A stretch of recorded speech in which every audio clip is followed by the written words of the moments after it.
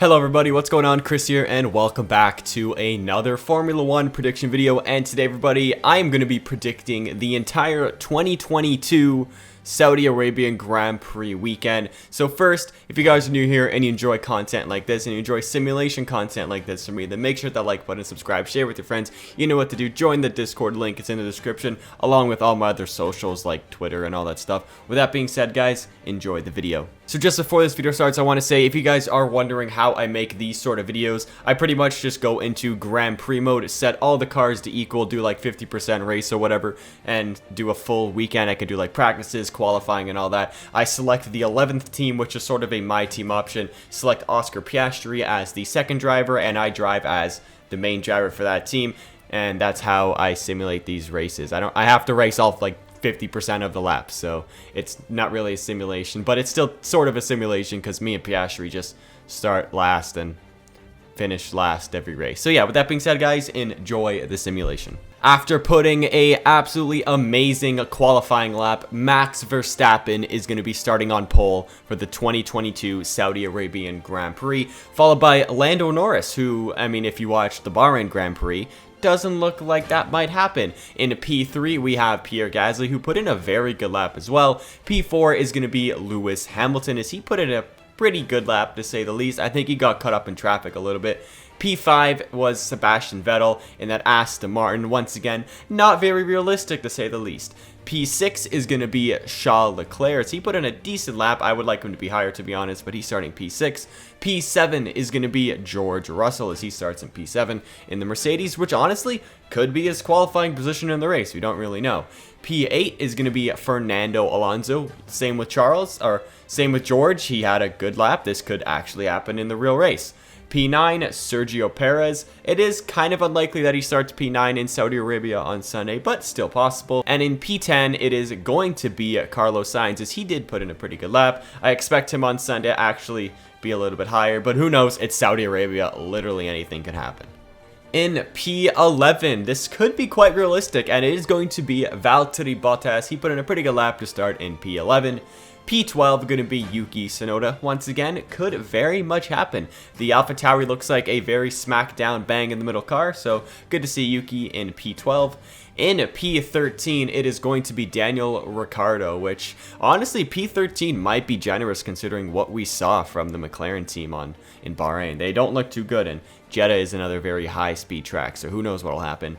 P14 is going to be Alexander Albon, and this could very much happen as well. You know, P14 for Alex. And don't forget, this is qualifying, and I believe he qualified P14 in Bahrain, so maybe these simulations are saying something. P15 is going to be Mick Schumacher, and honestly, the Haas, pretty good, not gonna lie. I mean, he could get 15th.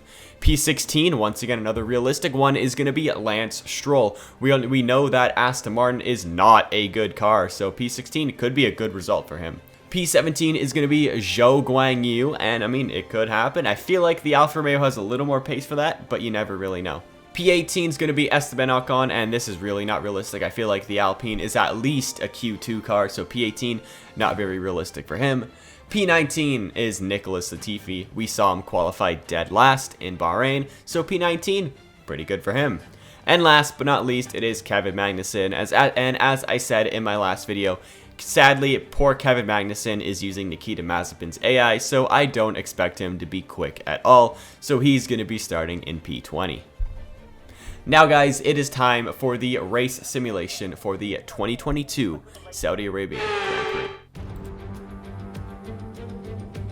Welcome to the Jeddah Street Circuit for what we hope is going to be a gripping day of racing.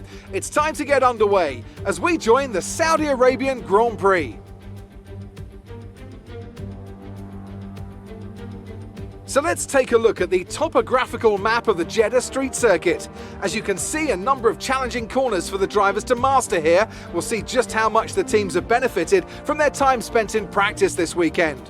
And like many street circuits, this track has the potential to punish drivers that get it wrong. Let's hope we avoid any safety cars today. And as always, a man with plenty of racing experience joins me in the commentary box. Today it's Anthony Davidson. Tell me, Ant, you're no stranger to surviving the melee of turn 1. So how do you keep out of trouble when there's so much going on around you? Well, the throttle goes both ways, Crofty. You've got to have the discipline not to try and win the race on the first lap. So always be prepared to lift early and give those around you more space. Trying to be the last of the late breakers with half a dozen cars around you may pay off from time to time, but it's also a great way to lose your front wing. And winning the 2022 Saudi Arabian Grand Prix is going to be the defending world champion Max Verstappen. Last week in Bahrain, my race simulated that Verstappen was going to have a bad race and he DNF'd. So maybe this is going to be another reenaction of what happens and Max Verstappen is going to win the 2022 Saudi Arabian Grand Prix. In P2, we actually have Pierre Gasly, who drove a brilliant race, and it looks like the Honda engines bounced back from their terrible performance in Bahrain. P3 is George Russell as he gets his second podium in Formula 1, and he actually beat Lewis Hamilton, which is very impressive. In P4, it's going to be Sebastian Vettel as he had a great race for Aston Martin. I don't know if this is really realistic for Aston Martin, but who knows, maybe Seb will pull a worldie on everybody. P5 is going to be Sergio Perez as he has a good race and bounces back from Bahrain as well.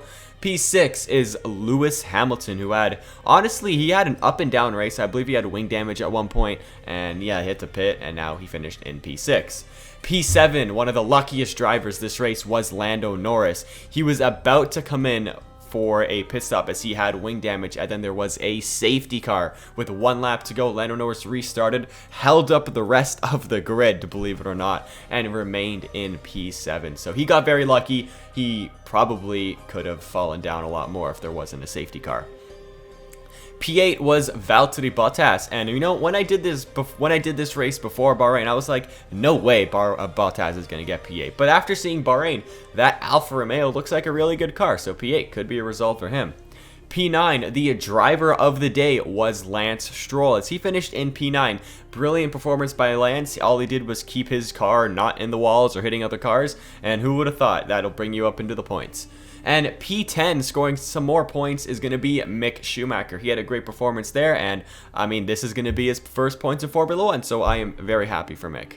In P11, it is going to be Zhou Guanyu, as he had a pretty good performance. I mean, looks like 10th or 11th is where he's going to finish every race, so that's pretty good. So, good job for Zhou. That's all I have to say.